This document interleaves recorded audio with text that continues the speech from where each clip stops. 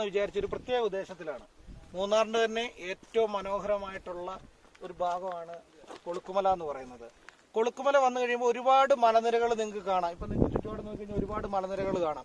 ഇതിനകത്ത് ഏതാണ് സിംഗപ്പാറ, ഏതാണ് കൊളുക്കുമല, ടോപ്പ് സ്റ്റേഷന്റെ പാർട്ട് ഏതാണ്, അല്ലെങ്കിൽ കൊരങ്കണി ഏതാണെന്നൊക്കെയുള്ള ഒരു കൺഫ്യൂഷൻ നിലനിൽക്കുന്നുണ്ട്. വരുന്ന ആയിരക്കണക്കിന് സഞ്ചാരികൾ വന്നാലും അവർ പലരും കൃത്യമായിട്ട് സ്ഥലങ്ങൾ മനസ്സിലാക്കാണ്ടാണ് പോകുന്നത്. ആദ്യം തന്നെ ഞങ്ങൾക്ക് ഈ ഭാഗത്തെക്കുറിച്ചൊന്ന് പറയാം.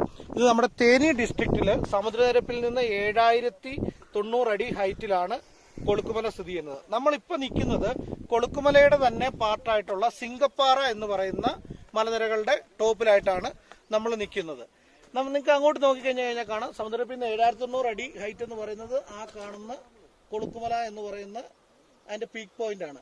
അവിടെ നിന്ന് മൂന്നാമതായിട്ട് ഇപ്പം കാണാൻ പറ്റില്ല, അതിന് ബാക്കിലായിട്ടാണ് മീശപ്പുലിമല വരുന്നത്. ഇതിനേക്കാൾ ഹൈറ്റ് കൂടിയ പാർട്ടാണ്.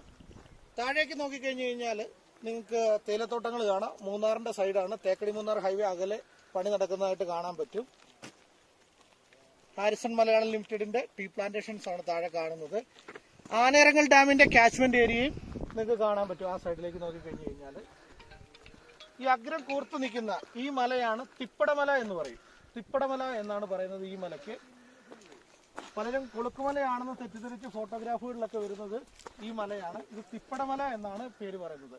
പിന്നെ താഴേക്കുള്ള പാർട്ട് കുരങ്കണിയാണ്. തമിഴ്നാടിന്റെ പൂർണ്ണമായിട്ട് തമിഴ്നാടിന്റെ ഭാഗമാണ്. താഴേക്ക് നോക്കിക്കഴിഞ്ഞു കഴിഞ്ഞാൽ നിങ്ങൾക്ക് കാണാൻ പറ്റും 7000 അടി താഴ്ചയിലാണ് കുരങ്കണി എന്ന് പറയുന്ന പാർട്ടാണ് താഴെ വരുന്നത്.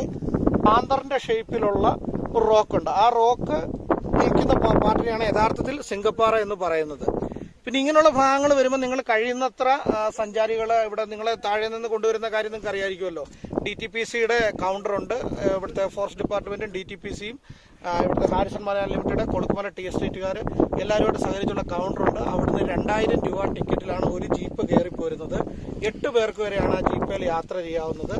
അവിടെ നിന്ന് നിങ്ങൾക്ക് കൊളുക്കുമല മലയുടെ മണ്ടയിലേക്ക് ട്രെക്കിംഗ് ചെയ്യണമെങ്കിലോ അല്ലെങ്കിൽ ടീ ഫാക്ടറി വിസിറ്റ് ചെയ്യണമെങ്കിലോ 100 രൂപയുടെയും കൂടെ ടിക്കറ്റ് എടുക്കണം.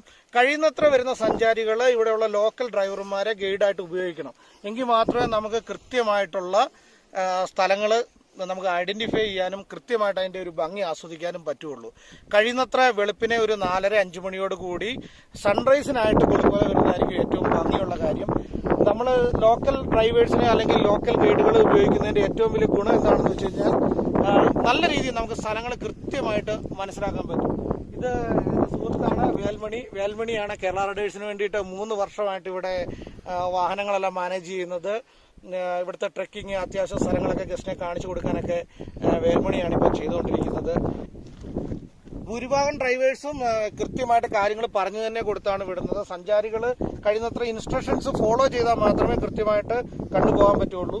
ഇവിടുന്ന് നേരത്തെ മീശപ്പുലിമലയ്ക്കുള്ള വഴി ഉണ്ടായിരുന്നു, ഇപ്പം നടന്ന് പോകുന്ന വഴി ഉണ്ടായിരുന്നു. ഇപ്പം അത് ഫോറസ്റ്റ് ഡിപ്പാർട്ട്മെന്റ് ചില പ്രശ്നങ്ങളൊക്കെ ഉണ്ടായതുകൊണ്ട് കൊല കുട്ടികളും പോയിട്ട് മിസ്സാവുകയും അല്ലെങ്കിൽ വന്യമൃഗങ്ങളുടെയൊക്കെ പ്രശ്നമുള്ളത് കൊണ്ട് അതിപ്പം നിരോധിച്ചിരിക്കുകയാണ് ആ വഴിയുള്ള ഇത്.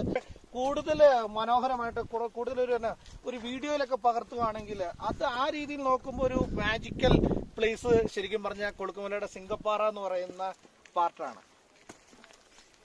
നമുക്ക് വേണ്ടിയിട്ട് ഈ വീഡിയോ എടുക്കുന്നത് അരുണാണ്, ഡ്രോൺ ബ്ലോഗറാണ്. അരുണിനെ മിക്കവാറും വീഡിയോ ഒക്കെ കണ്ടിട്ടുള്ളവർക്ക്, എന്റെ വീഡിയോ കണ്ടിട്ടുള്ളവർക്കെല്ലാം പരിചയം ഉണ്ടായിരിക്കും. അപ്പോൾ എല്ലാവർക്കും